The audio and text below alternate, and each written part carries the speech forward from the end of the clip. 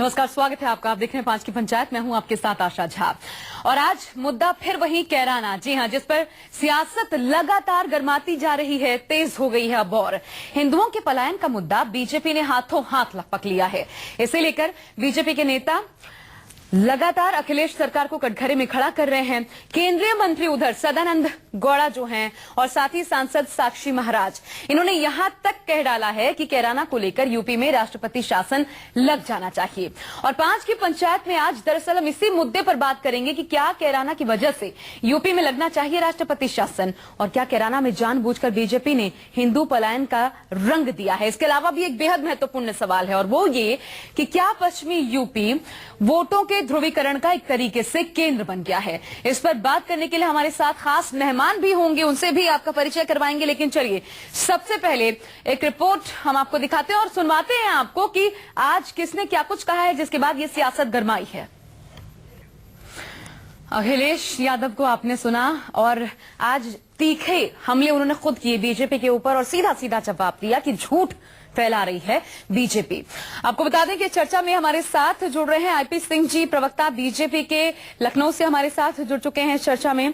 राजकुमार भाटी जी मेरे साथ स्टूडियो में मौजूद हैं, समाजवादी पार्टी की तरफ से स्टैंड रखने के लिए। जीतू पटवारी जी हमारे साथ कांग्रेस की तरफ से जुड़े हुए हैं, प्रवक्ता दिल्ली से हमारे साथ जुड़ रहे हैं। साथ ही विनोद बंसल जी भी हमारे साथ मौजूद हैं, स्पोक्स पर्सन विश्व हिंदू परिषद। आप सभी का बहुत बहुत स्वागत है। और सबसे पहले मैं शुरुआत इसी से करना चाहूंगी, क्योंकि बहुत बड़ी बात सामने आई है कि कैराना की वजह से यूपी में क्या लगना चाहिए राष्ट्रपति शासन। और राउंड नंबर 1 का हमारा सवाल भी दरअसल यही है। सवाल ये कि कैराना की वजह से यूपी में लगना चाहिए राष्ट्रपति शासन। और चलिए इसी पर हम चर्चा की शुरुआत करते हैं। सबसे पहले मैं आप ही के पास आना चाहूंगी, आईपी सिंह जी।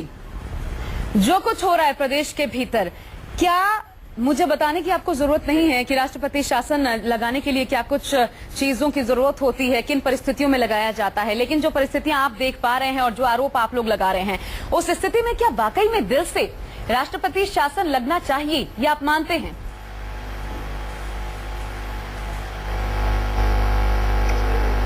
उत्तर प्रदेश की स्थिति बहुत भयावह है।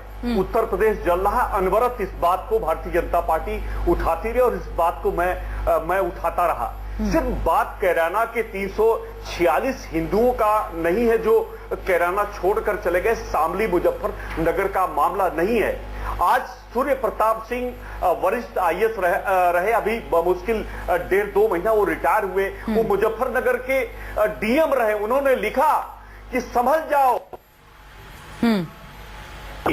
उन्होंने वहां के एक पूर्व सांसद के बारे में लिखा कि जब उसके घर पर रेड की गई तो 25 किलो सोना और कुंटलों चरस बरामद हुई थी।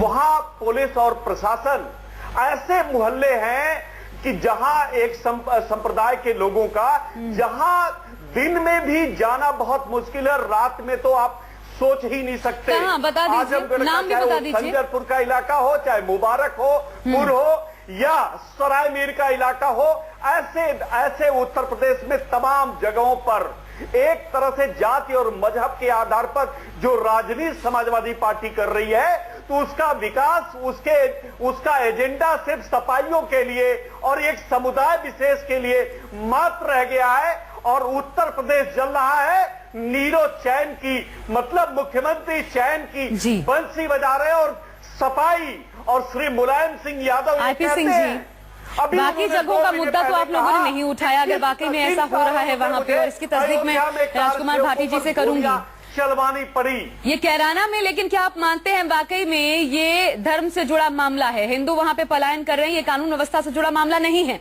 ये मानते हैं, हाँ या ना? ये बता दीजिए स्पष्ट तरीके से।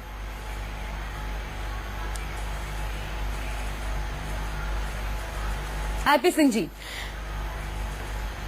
आवाज मिल रही है आपको?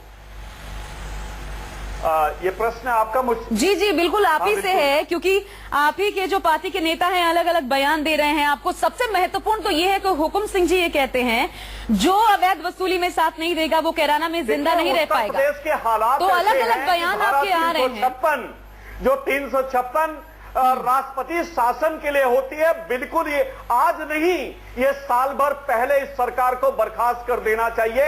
हालात बहुत खराब हैं। राजधानी के अंदर ज्वेलर्स की लूट हो जाती है, लूट कल हुई है। तो कानून व्यवस्था का मसला है ना? डीजीपी आवास के बीच 400 मीटर 500 मीटर ये हिंदू मुस्लिम या धर्म से जुड़ा मसला नहीं है, ये आप लोग मान रहे हैं, ये मान रहे हैं, ये तो बता दीजिए कम से कम। हत्या कर दी जाती है। बहुत संक्षेप में, मेरे पास दूसरे भी गेस्ट हैं, बहुत संक्षेप में बता दीजिए। मान रहे हैं ना आप लोग कानून व्यवस्था से जुड़ा मसला है, बैंक लूट लिया जाता है, ये तो बता दीजिए। कानून व्यवस्था का मसला ये आप लोग मान रहे हैं, है ना? ये धर्म से जुड़ा मसला नहीं है, ये स्टैंड कम से कम बीजेपी का क्लियर है।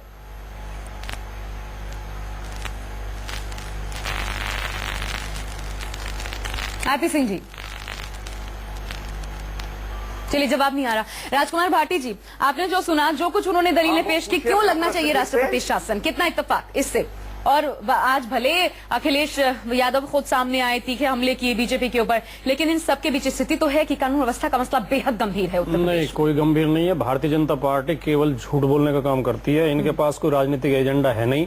ये धार्मिक उन्माद की राजनीति करते हैं। अब चुनाव को मद्देनजर रख के 2017 इनकी नजर में है। ये हिंदू मुसलमान खेलते हैं हमेशा जब चुनाव नजदीक आते हैं, और ये झूठ इतने साफ झूठ बोलते हैं, सफेद झूठ पूरे देश के सामने बोलते हैं। उत्तर प्रदेश में कोई जगह ऐसी नहीं है जहां दिन में रात में कोई ना जा सके। ये आईपी सिंह जी सरासर झूठ बोल रहे हैं। ये मुझे जगह का नाम बताएं, आज रात को 12 बजे मैं इनके साथ चलता हूं, अगर परिंदा भी पर कहीं मार दे उत्तर प्रदेश में।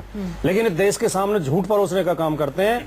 कैराना का मुद्दा जो एक नॉन इशू है, उसे इशू बनाने की कोशिश कर रहे हैं, लेकिन इन्हें मुंह की खानी पड़ेगी। उत्तर प्रदेश की जनता इनके झूठ को समझ रही है। ये उत्तर प्रदेश को बदनाम करने का काम कर रहे हैं, उत्तर प्रदेश के लोगों को बदनाम करने का काम कर रहे हैं। कैराना में जो परिवारों की सूची दी है, मैंने भी कैराना में फोन करके अपने मेरे एक मित्र हैं, मैंने उनसे पता किया। जो सूची इन्होंने 346 परिवारों की दी है। मदन लाल की हत्या 1996 में हुई, सत्यप्रकाश जैन की हत्या 1991 में हुई, श्रीचंद की हत्या 1991 में हुई, सुबोध जैन की 2009 में हुई, जसवंत वर्मा की 1996 में हुई, सुनील गर्ग की 2000 में हुई, संजय गर्ग की 1998 में हुई। और इन हत्याओं में ज्यादातर में आरोपी हिंदू हैं। हत्याओं में ज्यादातर में आरोपी हिंदू हैं। उत्तर प्रदेश में तो ये हिंदू मुसलमान इसे बना के पेश कर रहे हैं। और कोई शहर ऐसा नहीं है भारतवर्ष का जहां साल में 150 परिवार छोड़ के ना जाते हो और नए परिवार ना आते हो। हमारे पड़ोस में दादरी में दादरी से आता है। सुनेंगे नहीं तो सवाल का जवाब कैसे मिलेगा? मैं दादरी से आता हूँ। दादरी में पिछले 2 साल में 500 परिवार दादरी छोड़ के चले गए हैं। क्या हम कहेंगे वो मुसलमानों अच्छा, लेकिन कानून व्यवस्था की वजह से तो ऐसा हो रहा है। कानून व्यवस्था तो डामाडोल है। आशा जी, मैं बताऊं वो क्यों छोड़ के गए? बराबर में ग्रेटर नोएडा बस रहे हैं। हाँ, कोई रोजगार के लिए, कोई बच्चों को पढ़ाने के लिए, ठीक है, कोई नौकरी की वजह से। वो अलग अलग रीजन हो सकते हैं, हम भी बता रहे हैं। लेकिन ये तो बताइए, कानून व्यवस्था का मसला तो आप मानते हैं कि प्रदेश में ठीक नहीं है? आपकी बात का खंडन नहीं कर रहा। 2-4 लोग ऐसे भी होंगे जो कानून व्यवस्था की वजह से गए होंगे। विनोद बंसल जी, इसमें हिंदू मुसलमान का कोई मैटर नहीं। विनोद बंसल जी, ऐसा क्यों होता है कि राज्य में जब चुनाव आते हैं तो वहां के हिंदू अचानक से भाजपा के लिए खतरे में लगने लगते हैं, और अचानक से ये चीजें शुरू हो जाती हैं कि पलायन हो रहा है, हिंदू खतरे में है, इनको बचाना चाहिए? ये ध्रुवीकरण नहीं तो क्या है? नहीं, आशा जी देखिए, हिंदू समाज कभी भी किसी चुनाव के लिए काम नहीं करता, और न ही विश्व हिंदू। आप बीजेपी के लिए काम करते हैं, झूठ क्यों बोलते हैं विनोद बंसल जी? लेकिन आप में सच कहने की हिम्मत क्यों नहीं है? आप बीजेपी के लिए काम करते हैं, विश्व हिंदू परिषद बीजेपी के लिए काम करती है। आप भी सच सुनने की, सच बोलने की हिम्मत रखिए। आप भी झूठ मत बोलिए टीवी पे बैठ के। आप बीजेपी के लिए वोट मांगते हैं, आप बीजेपी के कार्यकर्ता हैं, बैठ करके वोट। आरएसएस से जुड़े सारे संगठन बीजेपी के लिए काम करते हैं। अभी मैंने बोला, आप सच बोलने की हिम्मत रखिए। आप ही ठोक के कहिए हम बीजेपी के लिए वोट मांगते हैं। झूठ बोलते हैं आप, तो यही खुल रही है। झूठ बोलते हैं आप, कल तो यही खुल रही है। हम किसी के लिए काम नहीं करते। आपको लगने लगा कि बोलते हैं इसलिए उनको बोलिए, सुन रहे हैं। बोलिए जरा, लेकिन झूठ मत बोलिए टीवी पे बैठ के। हो सकता तो करिएगा, नहीं तो ऐसे बात करने का फायदा नहीं है। सच बोलिए, सच। ये तो हमेशा से इन्होंने हिंदुओं की आवाज को दबाने का एक प्रपंच रचा हुआ है। मैं एक बात कर, हाँ, हम तो पारसी हैं, हम तो हिंदू है ही नहीं। तुम ही हिंदू के ठेकेदार हो। हम हिंदू नहीं है क्या?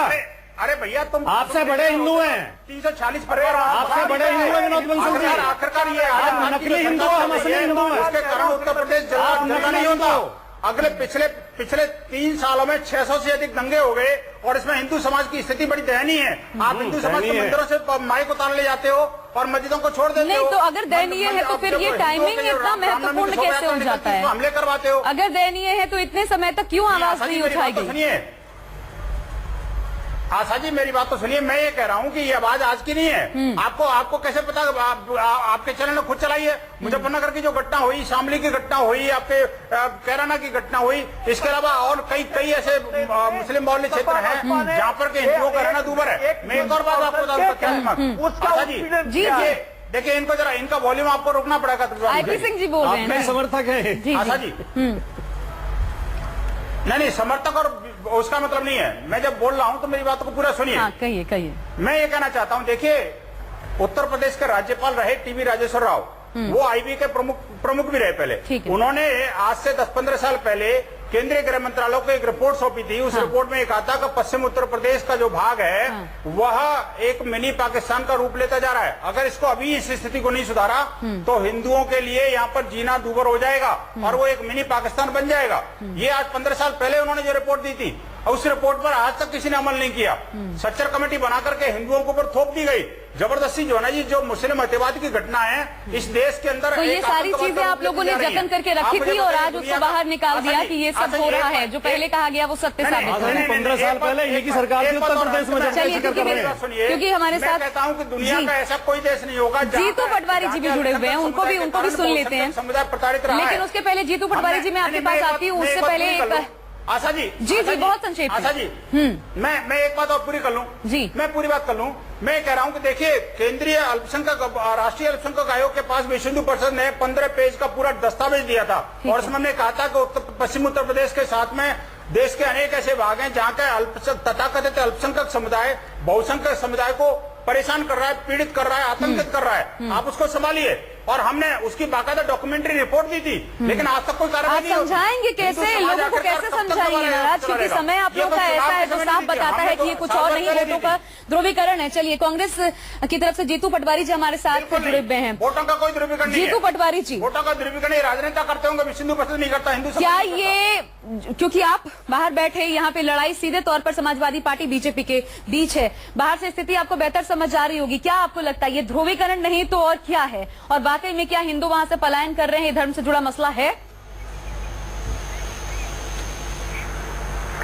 आशा जी, ये 2-3 बातें तो इन 3 महाअनुभवों ने जो बातें कही उसी से निकल के आती है।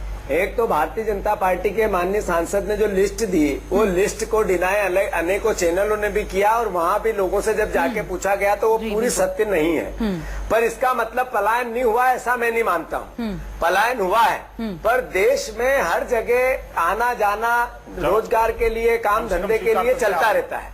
क्योंकि उत्तर प्रदेश की कानून व्यवस्था का प्रश्न बहुत दयनीय है और मुसलमान से जोड़ना भारतीय जनता पार्टी की नीति बनी हुई। पूरी बात सुने, धंधे के लिए पूरी ये भी जांच का विषय है। ये भी जांच का विषय है कि क्या हिंदुओं ने ही पलायन किया है कि क्या मुसलमानों ने भी किया। वो भी आंकड़े सामने आए हैं, हमने दिखाया भी। अच्छी बात बोली, हम कह रहे हैं ये बिल्कुल आदरणीय भाटी जी ने बहुत अच्छी बात बोली कि ये विश्व हिंदू परिषद के जो नेता है, हम जैसे हिंदुओं को तो हिंदू मानते ही नहीं है। आज ये हिंदू और मुसलमान के मसले के बजाय ये भारतीयता का मसला है, राष्ट्रीयता का मसला है, देश का मसला है, इस देश की अस्मिता का मसला है। आप ये बताएं के साथ खड़े आप मुझे बताइए, जब 340 परिवार कैराना से पलायन कर रहे थे, इस तरीके की भाषा शोभा नहीं देती है। ये आपको इस तरीके की भाषा शोभा नहीं देती है। आपके ऊपर जो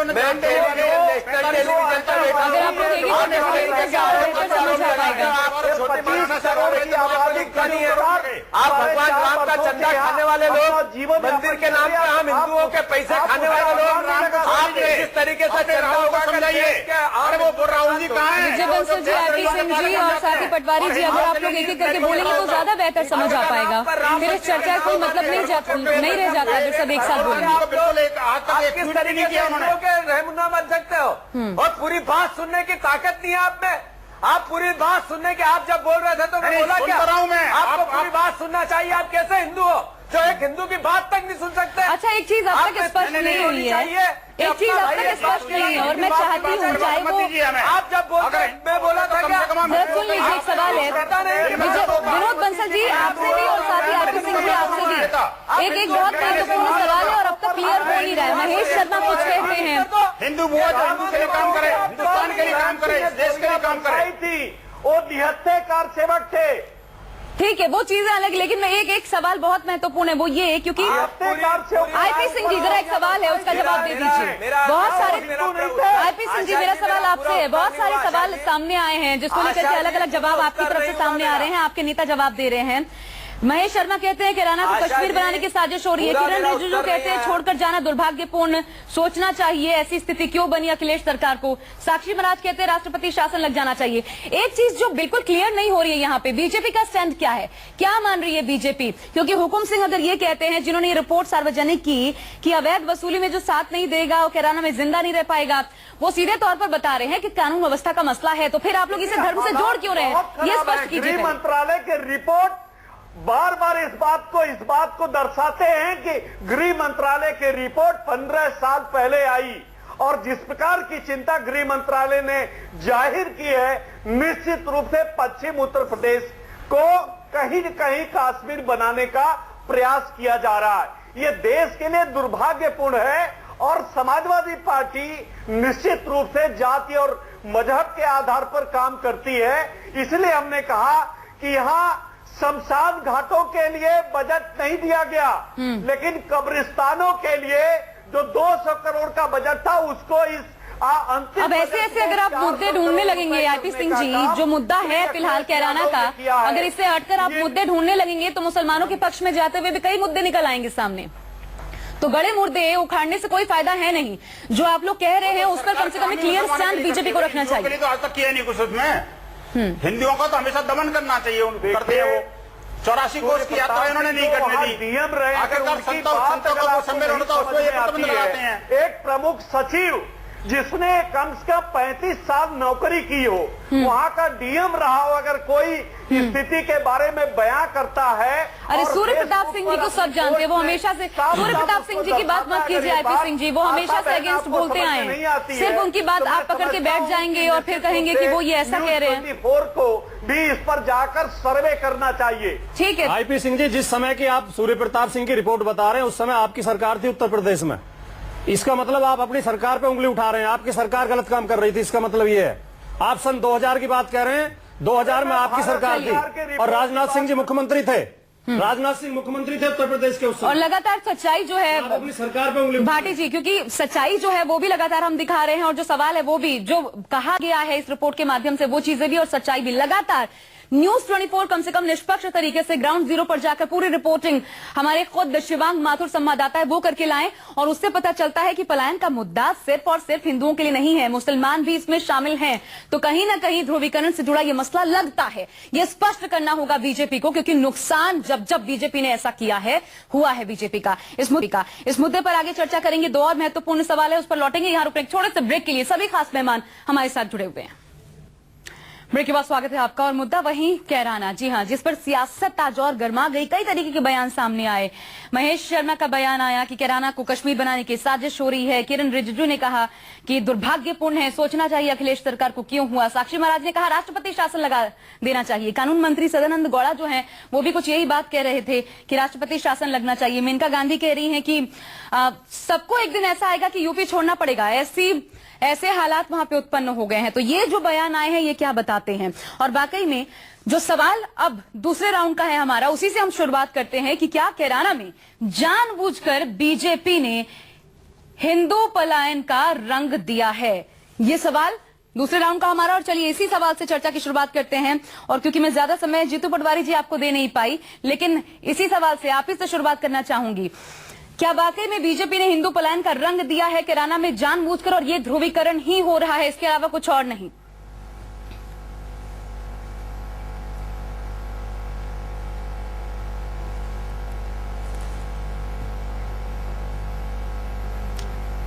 जीतू पटवारी जी, आवाज मिल रही है आपको मेरी? आवाज चली गई क्या? चलिए, शायद उन तक आवाज पहुंच नहीं रही है मेरी। और शुरुआत क्योंकि वो नहीं मिल रहे हैं हमें, तो मैं आप ही से, आईपी सिंह जी कैसे समझाएंगे आप? क्योंकि नहीं पहुंच रही है, क्योंकि वो तो सपा की ही भाषा बोल रहे थे। ठीक है, आप ही समझा दीजिए कैसे समझाएंगे आप? सीधे तौर पर कानून व्यवस्था का मसला इसे समझा जा रहा है। आप लोग बार बार इसमें धर्म की बात कर रहे हैं, लेकिन हिंदू पलायन का रंग इसे जब आप लोग ये दे रहे हैं तो फिर इसका क्या मतलब निकाला जाए और किस आधार पर? वो कौन से आंकड़े हैं जिसके आधार पर बीजेपी ये कह रही है कि वहां से सिर्फ हिंदुओं का पलायन हुआ?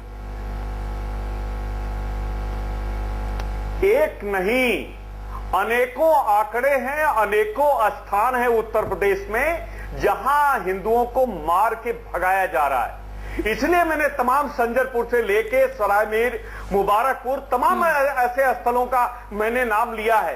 अंबेडकर नगर में भी इस तरह के स्थान है, फैजाबाद में भी है, बाराबंकी में भी है, लखनऊ के अंदर है, कानपुर में है, उन्नाव में है। उसके आगे बढ़िए कोई ऐसा जिला नहीं है कि जहां जो आबादी का संतुलन बिगड़ा है उसने इस प्रदेश की तस्वीर बदल दी है। तो ये प्रदेश तो आपने पहले नहीं उठाया। आप लोग कहां थे 4 साल से? छूट जाएगा। एक नई स्थिति उत्तर प्रदेश में निर्माण हो जाएगी। आप लोग कहां थे 4 साल से? अब जब चुनाव पास आ गए हैं तब आप लोग ये मुद्दा उठा रहे हैं। वो समाजवादी पार्टी है, क्योंकि 15 सालों में 9 सालों तक बहन आशा समाजवादी पार्टी की सरकार थी। ये सरकार प्योरली जाति और मजहब के आधार पर राजनीति करती है। मुझे जवाब दीजिए आईपी सिंह जी, इतने सालों से कहाँ थे आप लोग? होती है जो विकास अब चौथे साल में जब 5वें साल जाकर के होता है जी, जब 5वें साल विधानसभा का चुनाव होगा तब आप लोग ये मुद्दा उठा रहे हैं। तो जब टाइमिंग इतनी महत्वपूर्ण है आप लोगों की तो सवाल उठेगा कि ये ध्रुवीकरण नहीं तो फिर क्या? लगातार ये मुद्दे आज के नहीं हैं। लगातार बीजेपी इन मुद्दों को उठाती रही है, लेकिन आज मीडिया की प्राथमिकता में कहराना, जब 346 घरों से जब लोग छोड़कर चले गए और श्री हुकुम सिंह वरिष्ठ मंत्री रहे उत्तर प्रदेश सरकार में, आज वो सांसद हैं, जब उन्होंने संसद भवन के अंदर और तमाम जगहों पर ये बात उठाई तब मीडिया का ध्यान कहराना पर आ पाया। स्थिति बहुत विस्फोटक है, इसे संभाला जाए नहीं तो बहुत विलंब हो जाएगा। भाटी जी, क्यों इतना समय लग गया इस स्थिति को समझने के लिए? शायद ये सीधे तौर पे मैं ये कहूँ कि आप लोगों ने मौका दिया बीजेपी को कि आप सियासत करिए इस पे, उसके बाद हम जवाब देंगे। पहले जवाब आप लोग की तरफ से नहीं आया। ऐसी कोई स्थिति है ही नहीं, ये कोरा झूठ बोला जा रहा है। भारतीय जनता पार्टी, आईपी सिंह जी सुन लीजिए, आपका समय समाप्त हो गया, दूसरे की बात भी सुनने की क्षमता रखिए। ये बिल्कुल देखिए, अभी आईपी सिंह जी ने कुछ ऐसी जगहों के नाम बताए जहां ये जाने से डरते हैं। इन्होंने कुछ ऐसे समुदायों के नाम लिए जिनसे ये डरते हैं। किसी राजनीतिक पार्टी का कार्यकर्ता अपने ही नागरिकों से डरता हो, इससे ज्यादा शर्म की बात कोई हो नहीं सकती। राजनीतिक कार्यकर्ता भय निकालने का काम करता है, ये खुद भयभीत हैं। ये कुछ स्थानों पे जाने से डरते हैं। ये हम ना हिंदुओं में जाने से डरते हैं, ना मुसलमानों में जाने से डरते हैं। आप सुनते ही नहीं है, बीच में टोकते हैं आप। आपको चर्चा करने का सलीका ही नहीं है। आप पता नहीं क्यों बीजेपी ने बैठा दिया, आपको चर्चा करने का सलीका ही पता नहीं है। आप सुनिए, बात सुनिए महोदय, आप अपनी बात कह चुके, यहाँ पे मोदीपना मत फैलाइए। ये जो एक देश में मोदीपना, एक नई प्रक्रिया शुरू हुई है, उसे मत फैलाइए। यहाँ के केवल अपनी कौम में दूसरे के नहीं सुनिए। क्या कह रहे हैं? ठीक है, आपने आरोप तो लगा दिया, लेकिन जवाब भी तो कम से कम सुन लीजिए। तो जवाब सुने ना, वो चुप करिए। आईपी सिंह जी सुन लीजिए, मैं आपको आश्वस्त करता हूँ, उत्तर प्रदेश में कोई स्थान ऐसा नहीं है जहाँ किसी नागरिक को जाने में डर लगता हो। जो आप एक स्थान बताइए, मैं आपके साथ चलूंगा, बिना पुलिस के चलूंगा, बिना किसी सुरक्षा के चलूंगा। पहला झूठ आपका ये समय समय पे ऐसे झूठ फैलाते हैं। इनके एक सांसद योगी आदित्यनाथ ने अभी 1 साल पहले, आईपी सिंह जी हर बात में टोकेंगे तो चर्चा कैसे होगी? सुन लीजिए महोदय, मित्र जो सबसे सुरक्षित स्थानों पर रहते हैं, सबसे सुरक्षित स्थानों पर रहते वही सेकुलर है। आप जैसे मित्र और नेताजी जैसे लोग, बड़े नेता, ये जहां सुरक्षित स्थानों पर रहते हैं इसलिए सेकुलर हैं। उन हिंदुओं की स्थिति पूछिए जो ऐसे इलाकों में रहते हैं। कश्मीर के कमरों पर 2 आंसू नेताजी, तो कश्मीर में आपकी सरकार है आईपी सिंह जी, कश्मीर में आपकी सरकार है और वहां पाकिस्तान के झंडे फहराए जाते हैं। आईपी सिंह जी, कश्मीर में आप भूल रहे हैं आपकी सरकार है।